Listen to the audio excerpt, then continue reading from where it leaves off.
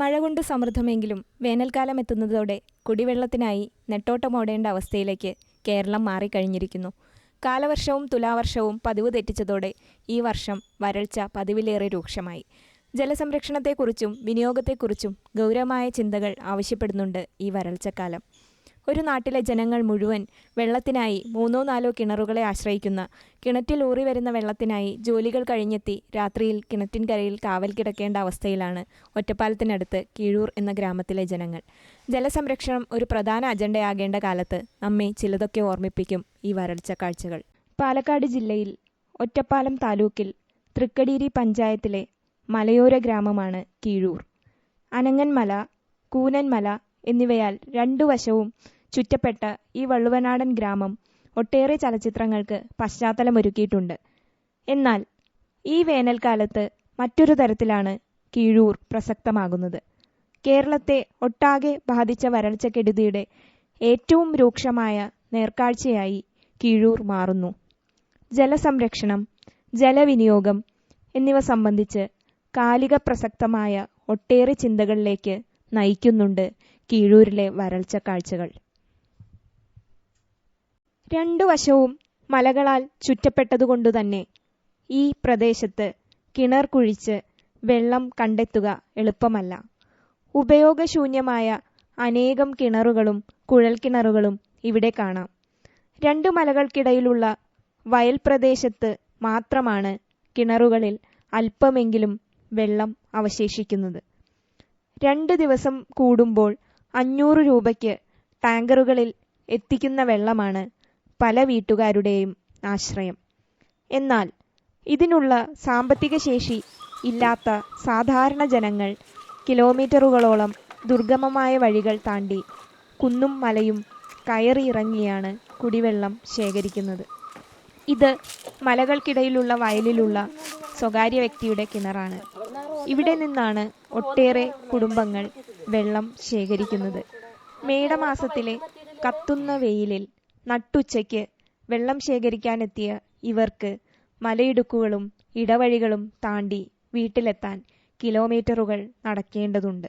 എത്ര കുടുംബങ്ങൾ എടുക്കുന്നുണ്ടാവും? കുറെ കുടുംബങ്ങൾ ആ സൈഡിൽ കൂടി ഉള്ളവരൊക്കെ വരുന്നുണ്ട്. പിന്നെ ഇവിടുന്ന് അത് ആ മലയുടെ മുകളിൽ കൂടെ അങ്ങോട്ട് ചുമന്നിട്ട് ഇവിടുന്ന് ഇങ്ങനെ കയറിയിട്ട് അങ്ങോട്ട് പോകും. 1 കിലോമീറ്റർ നല്ല ബുദ്ധിമുട്ടാണ് ഇവിടുന്ന് കയറാൻ. തന്നെ നടക്കാൻ പറ്റില്ല. നിങ്ങളിപ്പോൾ അധികം വന്ന് നോക്കുന്നു, നിങ്ങൾക്ക് തന്നെ നടക്കാൻ സാധിക്കില്ല. അങ്ങനത്തെ അടുത്ത് കൂടിയാണ് പോകുന്നത്.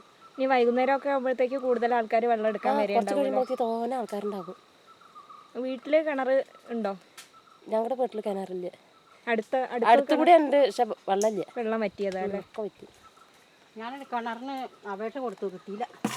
വീട്ടിലൊക്കെ കിണറില്ലേ, വെള്ളമില്ല. അത് റിപ്പയറിന് കൊടുത്തത് കിട്ടിയില്ല.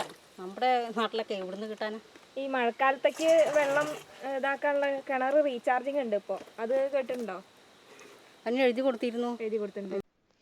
ദൈനംദിന ജീവിതത്തെ തന്നെ ബാധിക്കുന്ന വിധത്തിൽ ഇവിടത്തെ കുടിവെള്ളക്ഷാമം മാറിക്കഴിഞ്ഞിരിക്കുന്നു.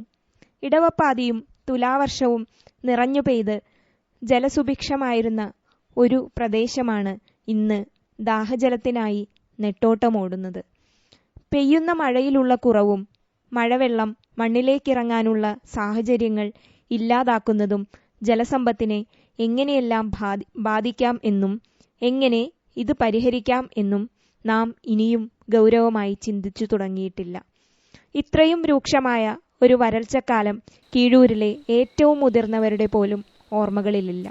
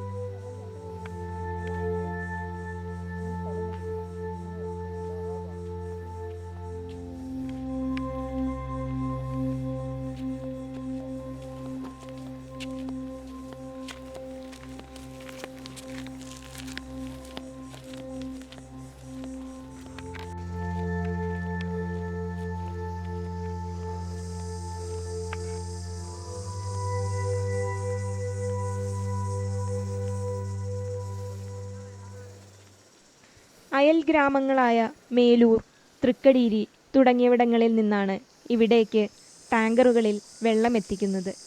വേനൽ കൂടുതൽ രൂക്ഷമാകുന്നതോടെ ഇവിടങ്ങളിൽ നിന്ന് വെള്ളം ശേഖരിക്കുന്നതും പ്രയാസമാകും. ദൂരസ്ഥലങ്ങളിൽ നിന്ന് വെള്ളം ശേഖരിക്കേണ്ടതുകൊണ്ട് കീഴൂരിലെ സ്ത്രീകൾക്ക് പകൽ സമയത്ത് ജോലിക്ക് പോകാൻ പോലും കഴിയാത്ത സാഹചര്യമാണുള്ളത്. ഇതാണ് പൂക്കാട്ടുകുളം. വേനൽക്കാലത്തും ജലസമൃദ്ധമായിരുന്ന ഈ കുളം പൂർണ്ണമായും വറ്റുന്നത് ആദ്യമായിട്ടാണെന്ന് സമീപവാസികൾ പറയുന്നു. കടുത്ത വരൾച്ചയിൽ വിണ്ടുകീറിയ കുളത്തിൽ കുഴി കുഴിച്ച് അവസാന തുള്ളി ജലവും ഊറ്റിയെടുക്കാൻ ശ്രമിച്ചതായി കാണാം. ജലസമൃദ്ധിയുടെ ഭൂതകാലത്തെക്കുറിച്ചുള്ള ഓർമ്മപ്പെടുത്തൽ പോലെ ഇതിനായി ഉപയോഗിച്ച പാത്രങ്ങളും കുപ്പികളും ചിതറിക്കിടക്കുന്നു. ഇത് പഞ്ചായത്തിന്റെ നിയന്ത്രണത്തിലുള്ള കുടിവെള്ള പദ്ധതിക്ക് ജലം ശേഖരിച്ചിരുന്ന കിണറാണ്.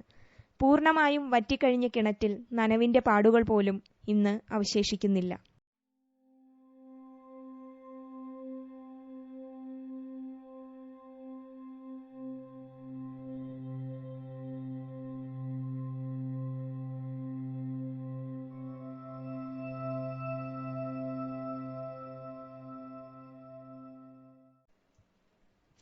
ഇരുന്നൂറിലേറെ കുടുംബങ്ങൾ വെള്ളത്തിനായി ആശ്രയിക്കുന്ന മറ്റൊരു കിണറാണിത്.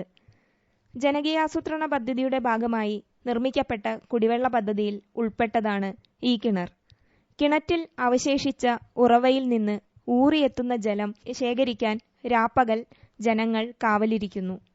3 മണിക്കൂറിലേറെ സമയം കൊണ്ടാണ് ഒരു കുടം വെള്ളം ശേഖരിക്കാനാവുക. സ്ത്രീകൾ പകൽ സമയത്തും പുരുഷന്മാർ രാത്രിയിലും മാറി മാറി വെള്ളം ശേഖരിക്കാൻ കാത്തിരിക്കുന്നു. കിണറിനടുത്ത് പായ് വിരിച്ചാണ് പലരും രാത്രിയിൽ കാത്തിരിക്കുന്നത്. പകലത്തെ അധ്വാനത്തിനു ശേഷം രാത്രിയിൽ വെള്ളത്തിനായി ഉറക്കമൊഴിക്കേണ്ട അവസ്ഥയാണുള്ളത്. വരി വരിയായി നിരത്തിവെച്ച കുടങ്ങളും ആൺപെൺ ഭേദമില്ലാതെ കിണറ്റിൻകരയിൽ കാവലിരിക്കുന്നവരെയും ഇവിടെ കാണാം.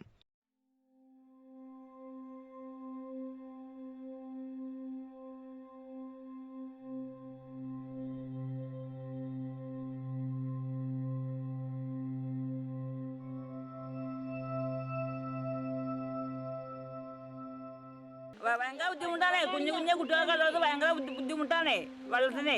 വണ്ടിവെള്ളം വരുന്നത് അതുമില്ലേ. ദൂരത്തു നിന്നൊക്കെ വണ്ടിവെള്ളം വരുന്നത്. മേലൂരിൽ നിന്ന് പിന്നെ എന്താ പറയാ തൃക്കടിയിൽ നിന്ന് ഒക്കെ വരുന്നത് വണ്ടിവെള്ളം.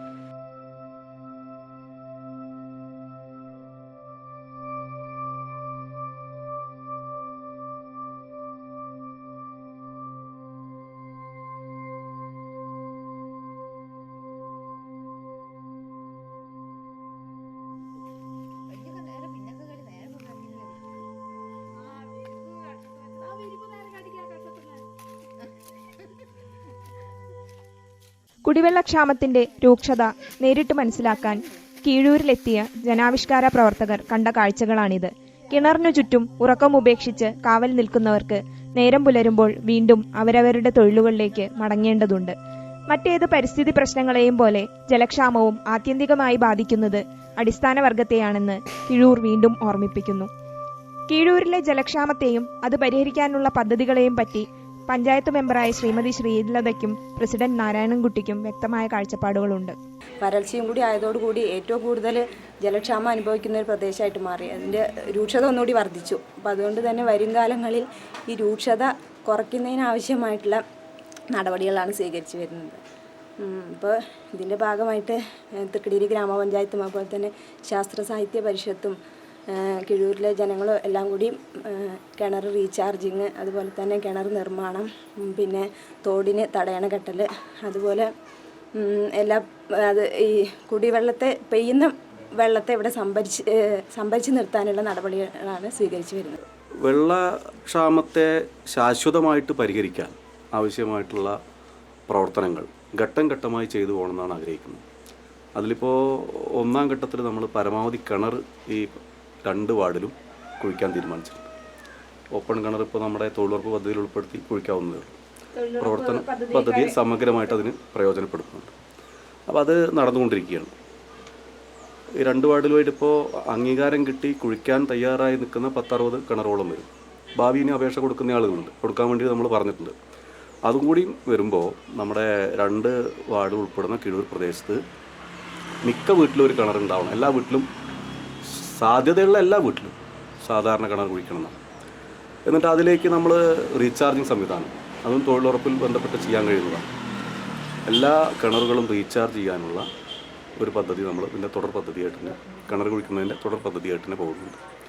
പിന്നീട് നമ്മുടെ ഏറ്റവും കൂടുതൽ വെള്ളം ഒഴുകിപ്പോകുന്നൊരു പ്രദേശമാക്കിയിട്ടുള്ളത്, രണ്ട് ഭാഗത്തുള്ള മലയിലും പെയ്തു വരുന്ന വെള്ളം അപ്പാടെ ഒഴുകി പോവുകയാണ്. അപ്പോൾ അതിനെ ഓടിപ്പോകുന്ന വെള്ളത്തെ നടത്തി കൊണ്ടുപോകുക എന്നുള്ള ഒരു പദ്ധതി നമ്മൾ ആലോചിച്ചിട്ടുണ്ട്. ഈ തോടുകൾക്കൊക്കെ ചെറിയ ചെറിയ തടയണകൾ 2 അടി ഉയരത്തിൽ 3 അടി ഉയരത്തിലൊക്കെ കെട്ടി പരമാവധി വെള്ളം ഭൂമിയിൽ ഇറക്കാനുള്ള പ്രവർത്തനം ആരംഭിക്കും. അതോടൊപ്പം നമ്മുടെ പഞ്ചായത്തിൻ്റെ പദ്ധതികളും ഒക്കെ വെച്ച് ജില്ലയും ബ്ലോക്കൊക്കെ സഹായത്തോട് കൂടിയിട്ടുള്ള പദ്ധതികൾ, അങ്ങനെ പഞ്ചായത്തിന് തനത് പദ്ധതികൾ, കുടിവെള്ള പദ്ധതികൾ നടപ്പിലാക്കി വരുന്നുണ്ട്. പിന്നീട് നമ്മുടെ കാർഷിക മേഖലയുടെ ഒരു പുനരുജ്ജീവനം അത്യാവശ്യമാണ്.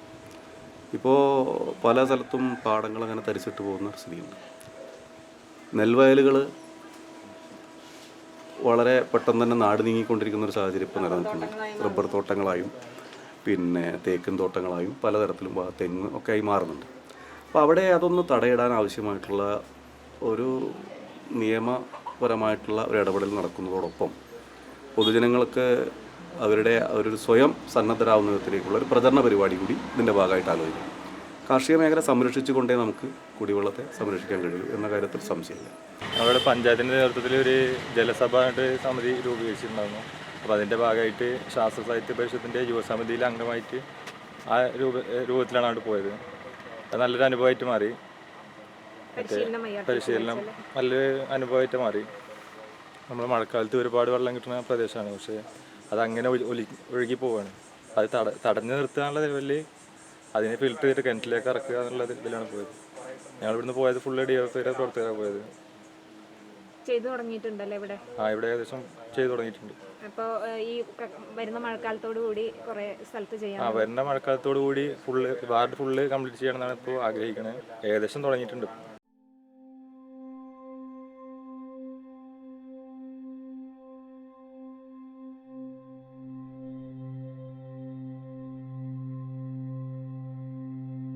കിഴൂർ ഒറ്റപ്പെട്ട ഒരു ഉദാഹരണമല്ല.